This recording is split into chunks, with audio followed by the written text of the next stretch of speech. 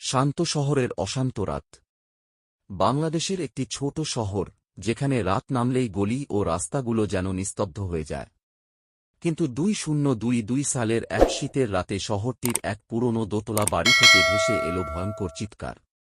প্রতিবেশীরা প্রথমে ভেবেছিল হয়তো কোনো পারিবারিক ঝগড়া, কিন্তু কিছুক্ষণ পরই পুলিশের সাইরেন বেজে উঠল, আর সেই বাড়ির সামনে জড়ো হল স্থানীয় বাসিন্দারা। নিথর দেহের পাশে দাঁড়ানো মা। পুলিশ যখন ঘরে প্রবেশ করল, তখন তারা দেখতে পেল বিছানায় পড়ে আছে এক 8 বছরের তরুণ রাজীবের নিথর দেহ। রক্তে ভিজে গেছে তার পরনের শার্ট। পাশেই দাঁড়িয়ে কাঁপছেন তার মা, 4-5 বছর বয়সী রোকসানা বেগম। হাতে তখনও একটা রক্তমাখা ছুরি। পুলিশ রোকসানাকে গ্রেপ্তার করল, কিন্তু তার মুখে কোনো অনুশোচনার ছাপ ছিল না, বরং চোখে ছিল এক অদ্ভুত শূন্যতা। তদন্ত শুরু। পুলিশ প্রথমে ভেবেছিল হয়তো এটা আত্মরক্ষার ঘটনা, কিন্তু কয়েক ঘণ্টার মধ্যেই বেরিয়ে এলো এক চমকপ্রদ সত্য। রাজীবের ঘর তন্নতন্ন করে তল্লাশি করার পর পুলিশ পেল একটি গোপন ডায়েরি। সেই ডায়েরির পাতায় পাতায় লেখা ছিল এমন কিছু তথ্য যা পুরো কেসটিকে অন্যদিকে ঘুরিয়ে দিল। অতীতের অন্ধকার রহস্য। রাজীবের বাবা আব্দুল করিম মারা গিয়েছিলেন 4 বছর আগে, কিন্তু তার মৃত্যুর কারণ কখনো জানা যায়নি। পরিবারের সদস্যরা বলেছিল তিনি হার্ট অ্যাটাকে মারা গেছেন, কিন্তু ডায়েরির পাতায় লেখা ছিল বাবা সত্যিই হার্ট অ্যাটাকে মারা গিয়েছিলেন। নাকি মা তাকে সরিয়ে দিয়েছে?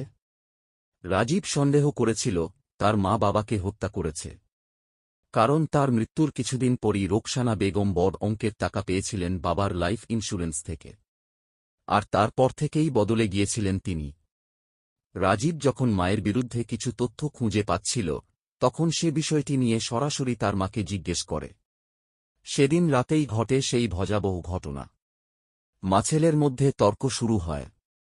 রাজীব তার মায়ের মুখোমুখি হয়ে বলে, তুমি যদি নির্দোষ হও, তাহলে কেন সত্যি বলছ না? রোকসানা বেগম প্রথমে বিষয়টি এড়িয়ে যান, কিন্তু রাজীবের ক্রমাগত প্রশ্ন তাকে ক্রুদ্ধ করে তোলে। এক পর্যায়ে তিনি চিৎকার করে বলেন, তুমি বেশি জানতে চাইছ। বাবার মতো তুমিও যদি আমার পথে আসো, তাহলে তোমার পরিণতিও একই হবে। রাজীব বুঝতে পারে সে খুব বিপজ্জনক সত্য জেনে ফেলেছে। সে দ্রুত ফোন বের করে পুলিশে কল করতে চায়, কিন্তু তার আগেই রোকসানা রান্নাঘর থেকে ছুরি এনে এক মুহূর্তের মধ্যে ছেলের বুকে বসিয়ে দেন। পুলিশি জিজ্ঞাসাবাদে প্রথমে রোকসানা কিছুই বলেননি, কিন্তু যখন তার ছেলের ডায়েরির তথ্য সামনে আনা হয়, তখন তিনি ভেঙে পড়েন। তিনি স্বীকার করেন তার স্বামী আব্দুল করিমের মৃত্যু কোনো দুর্ঘটনা ছিল না। তিনি নিজেই ধীরে ধীরে বিষ প্রয়োগ করে তাকে হত্যা করেছিলেন, যাতে সে ধরা না পড়ে। আর রাজীব যখন এই সত্য জানতে পারে, তখন তাকে থামানোর জন্য তিনি তাকে হত্যা করেন। কোর্টে মামলার শুনানি শুরু হয়।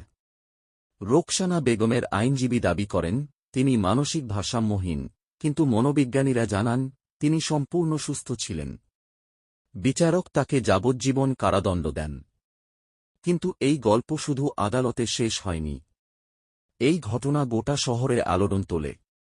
এক মা কিভাবে নিজের স্বামী ও ছেলেকে হত্যা করতে পারে, এই প্রশ্ন সবার মনে দাগ কেটে যায়। যে বাড়িতে এই 2 খুন হয়েছিল, সেটি এখনও ফাঁকা পড়ে আছে। প্রতিবেশীরা বলেন রাতে মাঝে মাঝে সেখানে কান্নার শব্দ শোনা যায়। কেউ বলে রাজীবের আত্মা নাকি এখনও সেখানে ঘুরে বেড়ায়, তার মায়ের প্রতি ন্যায় বিচার চাইতে।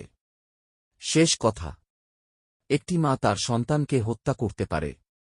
লোভ, ক্ষমতা আর গোপন সত্য কখনো কখনো মায়ের ভালোবাসার চেয়েও শক্তিশালী হয়ে ওঠে। আর তখনই জন্ম নেয় এমন এক ঘটনা, যা সারা জীবন আতঙ্কের গল্প হয়ে থাকে।